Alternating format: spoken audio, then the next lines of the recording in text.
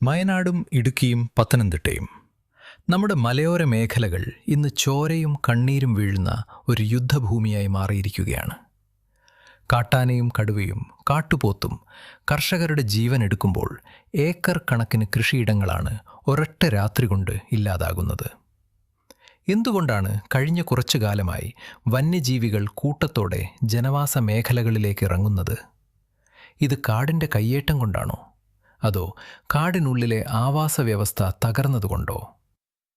വന്യമൃഗങ്ങളെ വെടിവെച്ചു കൊല്ലാൻ നിയമം അനുവദിക്കണമെന്ന കർഷകരുടെ ആവശ്യം ന്യായമാണോ? നിയമങ്ങൾ മനുഷ്യൻ്റെ ജീവനേക്കാൾ മൃഗങ്ങൾക്ക് വില കൽപ്പിക്കുമ്പോൾ നമ്മൾ എന്ത് പരിഹാരമാണ് കാണേണ്ടത്? ഈ വലിയ സാമൂഹിക പ്രതിസന്ധിയിൽ നിങ്ങളുടെ നിലപാട് എന്താണ്? ഇപ്പോൾ തന്നെ abhiprayam.in സന്ദർശിക്കൂ. നിങ്ങളുടെ നിർണായകമായ അഭിപ്രായം രേഖപ്പെടുത്തൂ. ഓർക്കൂ, നിങ്ങളുടെ ഒരു ചിന്ത ഒരുപക്ഷെ ഒരു നാടിൻ്റെ അതിജീവനത്തിന് വഴിയൊരുക്കിയേക്കാം. നമസ്കാരം.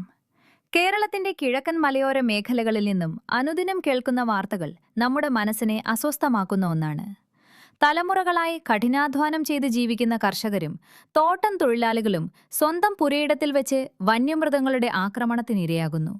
കാട്ടാനയും കാട്ടുപോത്തും കാട്ടുപന്നിയും ജനവാസ കേന്ദ്രങ്ങളെ കീഴടക്കുമ്പോൾ കൃഷി ചെയ്ത് ജീവിക്കാൻ കഴിയാത്ത ഒരു വലിയ അതിജീവന പ്രതിസന്ധിയാണ് മലയോര ജനത ഇന്ന് നേരിടുന്നത്. എന്തുകൊണ്ടാണ് മനുഷ്യരും വന്യജീവികളും തമ്മിലുള്ള ഈ സംഘർഷം ഇത്രയധികം വർദ്ധിക്കുന്നത്? ഇതിന് പിന്നിൽ ഒന്നിലധികം ശാസ്ത്രീയമായ കാരണങ്ങളുണ്ട്. ഒന്നാമതായി, നമ്മുടെ വനങ്ങൾക്കുള്ളിലെ ജൈവ വ്യതിയാനങ്ങളാണ്. അക്കേഷ്യ പോലുള്ള അധിനിവേശ സസ്യങ്ങൾ കാടിനുള്ളിലെ സ്വാഭാവിക പുൽമേടുകളെ നശിപ്പിച്ചു കഴിഞ്ഞു. തന്മൂലം സസ്യഭുക്കുകളായ ആനയും മാനുമെല്ലാം ഭക്ഷണത്തിനും കുടിവെള്ളത്തിനുമായി നാട്ടിൻപുറങ്ങളിലേക്ക് ഇറങ്ങാൻ നിർബന്ധിതരാകുന്നു. രണ്ടാമതായി, വന്യജീവി സംരക്ഷണ നിയമങ്ങൾ കർശനമാക്കിയതോടെ മൃഗങ്ങളുടെ ജനസംഖ്യയിൽ വലിയ വർധനവുണ്ടായിട്ടുണ്ട്. എന്നാൽ അവയ്ക്ക് സ്വതന്ത്രമായി വിഹരിക്കാനുള്ള വനവിസ്തൃതി ഇവിടെയില്ല. കൂടാതെ വനമേഖലകൾക്ക് നടുവിലൂടെയുള്ള ടൂറിസം പദ്ധതികളും റിസോർട്ടുകളുടെ നിർമ്മാണവും മൃഗങ്ങളുടെ പരമ്പരാഗത സഞ്ചാരപഥങ്ങളെ തടസ്സപ്പെടുത്തുന്നതും മറ്റൊരു പ്രധാന വെല്ലുവിളിയാണ്. ഈ വിഷയത്തിൽ പൊതുസമൂഹം രണ്ട് തട്ടുകളിലാണ് ചിന്തിക്കുന്നത്. കർഷക സംഘടനകൾ വാദിക്കുന്നത് മനുഷ്യന്റെ ജീവനാണ് മൃഗങ്ങളെക്കാൾ വില കൽപ്പിക്കേണ്ടതെന്നാണ്. ജനവാസ മേഖലകളിൽ ഇറങ്ങി മനുഷ്യനെ ആക്രമിക്കുന്ന വന്യമൃഗങ്ങളെ വെടിവെച്ചു കൊല്ലാൻ തദ്ദേശ സ്ഥാപനങ്ങൾക്ക് അധികാരം നൽകുന്ന രീതിയിൽ 1972 കേന്ദ്ര വന്യജീവി സംരക്ഷണ നിയമം ഭേദഗതി ചെയ്യണമെന്നാണ് അവരുടെ പ്രധാന ആവശ്യം. നിലവിൽ സർക്കാർ നൽകുന്ന തുച്ഛമായ നഷ്ടപരിഹാരം വിപണി വിലയനുസരിച്ച് തത്സമയം നൽകണമെന്നും അവരാവശ്യപ്പെടുന്നു. മറുവശത്ത് പരിസ്ഥിതി പ്രവർത്തകർ ചൂണ്ടിക്കാണിക്കുന്നത് മൃഗങ്ങളെ ഉപദ്രവിക്കുന്നത് വഴി പ്രശ്നം പരിഹരിക്കാൻ കഴിയില്ലെന്നാണ്.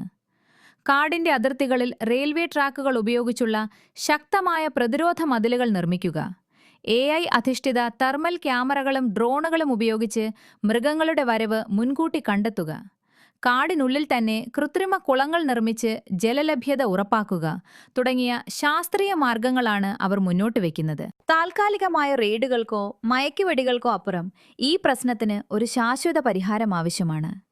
സാങ്കേതികവിദ്യയും വനപരിപാലനവും ഒരുപോലെ ഒത്തുചേർന്നാൽ മാത്രമേ മലയോര ഗ്രാമങ്ങളിലെ ജനങ്ങൾക്ക് ഭയമില്ലാതെ സ്വന്തം മണ്ണിൽ അന്തിയുറങ്ങാൻ സാധിക്കൂ. അതീവ അപകട മേഖലകളിൽ താമസിക്കുന്ന കുടുംബങ്ങളെ വലിയ സാമ്പത്തിക പാക്കേജുകൾ നൽകി സുരക്ഷിതമായി പുനരധിവസിപ്പിക്കുന്നതിനെക്കുറിച്ചും ഭരണകൂടം ഗൗരവമായി ചിന്തിക്കേണ്ടതുണ്ട്.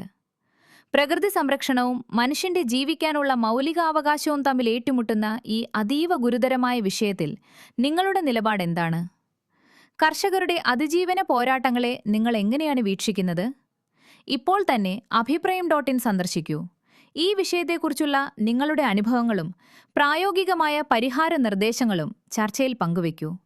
നിങ്ങളുടെ ഓരോ അഭിപ്രായവും ഡിജിറ്റൽ ലോകത്തെ കൂടുതൽ അർത്ഥവത്തായ ചർച്ചകളിലേക്ക് നയിക്കും. നന്ദി.